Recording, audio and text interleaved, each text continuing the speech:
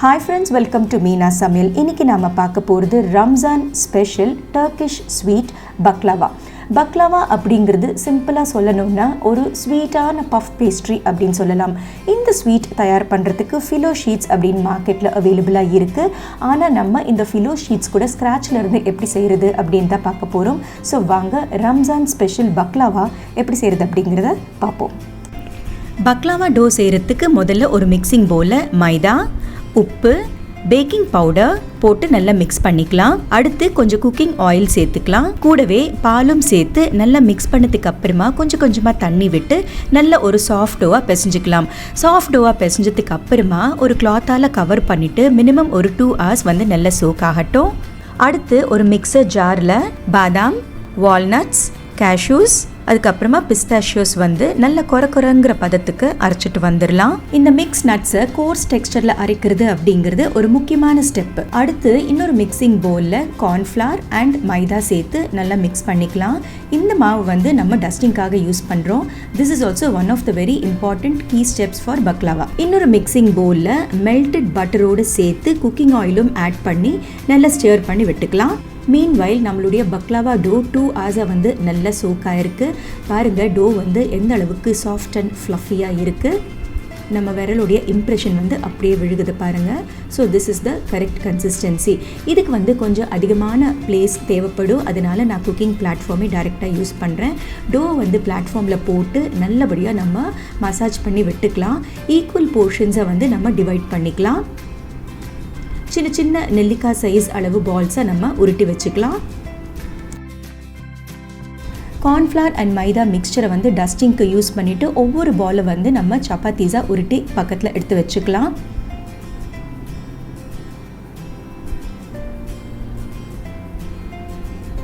First role பண்ண சப்பாத்திக்கு மேலே நல்ல ஒரு ஜெனரஸ் அமௌண்ட் ஆஃப் இந்த ஃப்ளோரை வந்து அது மேலே ஸ்ப்ரெட் பண்ணி விட்டுட்டு செகண்ட் சப்பாத்தியை வந்து அது மேலே ப்ளேஸ் பண்ணிடலாம். இதே மாதிரி ஒவ்வொரு சப்பாத்தியும் ப்ளேஸ் பண்ணுறதுக்கு முன்னாடி இந்த கார்ன்ஃப்ளவர் அண்ட் மைதா மிக்சரால் நல்ல ஜெனரஸ் அமௌண்ட்டாக வந்து நம்ம ஸ்ப்ரெட் பண்ணி விட்டதுக்கு அப்புறமா ப்ளேஸ் பண்ணணும். இது செய்கிற காரணம் வந்து ஒன்றுக்கு ஒன்று ஒட்டிக்காமல் இருக்கிறதுக்காக தான். இந்த ஸ்டெப் அப்படிங்கிறது one of the very very important steps to make baklava. இதுதான் வந்து அந்த லேயர்ஸ் வந்து பிரிஞ்சு வர்றதுக்கு வந்து ரொம்ப யூஸ்ஃபுல்லாக இருக்கிற ஒரு ஸ்டெப்பு. இந்த டர்க்கிஷ் ஸ்வீட் பக்லாவாவுடைய ஹைலைட்டே வந்து இந்த லேயர்ஸ் தான். எத்தனை லேயர்ஸ் வந்து நம்ம செய்கிறோமோ அத்தனை அளவுக்கு என்ஜாயபிளாக இருக்கும் இந்த பக்லாவா. நான் செஞ்சது வந்து 35 லேயர்ஸ் வந்தது. இந்த ஃபிலோ ஷீட்ஸ் வந்து மார்க்கெட்டில் அவைலபிளாக இருக்குது. ஆனால் ஸ்க்ராட்ச்லேருந்து பண்ணுறது அப்படிங்கிறது வந்து ஒரு அல்டிமேட் சாட்டிஸ்ஃபேக்ஷன் தான்.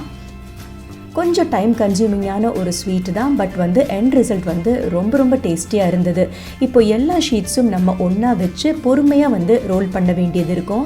எந்த அளவுக்கு நம்ம தின்னாக ரோல் பண்ணுறோமோ அந்த அளவுக்கு நம்ம பேக் பண்ணதுக்கு அப்புறமா ஷீட்ஸ் வந்து நல்ல மெலிஸாக தின்னாக ரொம்ப அழகாக கிறிஸ்பாக வரும். ரோல் பண்ணும்போது கொஞ்சம் மூவ் ஆகும். ஸோ பொறுமையாக வந்து எல்லா பக்கமும் டர்ன் பண்ணிவிட்டு நல்லா ரோல் பண்ணி விட்டுக்கலாம்.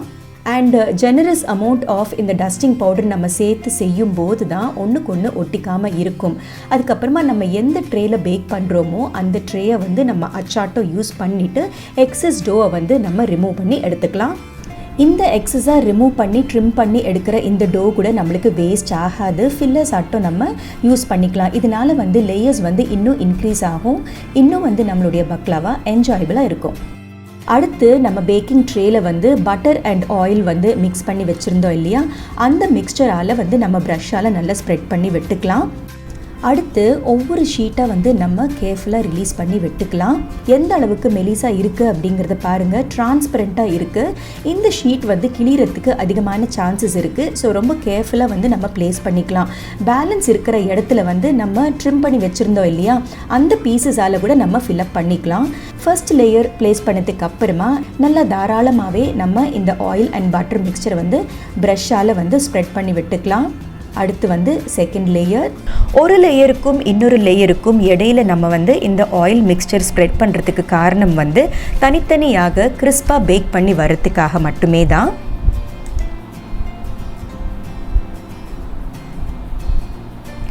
நான் டோட்டலாக 35 லேயர்ஸ் செஞ்சதுனால மல்டிபிள்ஸ் ஆஃப் 5 அப்படின்ட்டு டிவைட் பண்ணியிருக்கேன். 5 லேயர்ஸ் இதே மாதிரி செஞ்சதுக்கு அப்புறமா ஒரு ஜெனரஸ் அமௌண்ட் ஆஃப் இந்த மிக்ஸ்ட் நட்ஸ் நம்ம வந்து கோர்ஸ் டெக்ஸ்டரில் கிரைண்ட் பண்ணி வச்சுருந்தோம் இல்லையா, அந்த கோர்ஸ் மிக்ஸ்டரை வந்து நல்லாவே ஸ்ப்ரெட் பண்ணி விட்டுக்கலாம்.